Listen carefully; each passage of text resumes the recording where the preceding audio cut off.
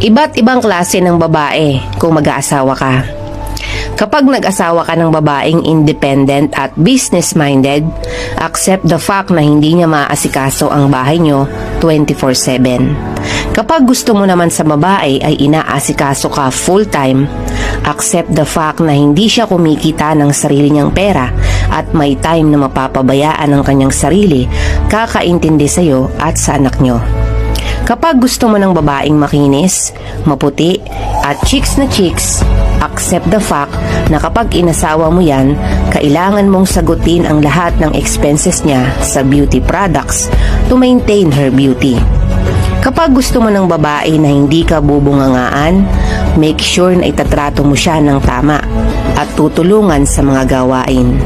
Kapag gusto mo sa babae na supportive siya sa'yo at hindi pinaghihigpitan, make sure na alam mo ang limit para magkaroon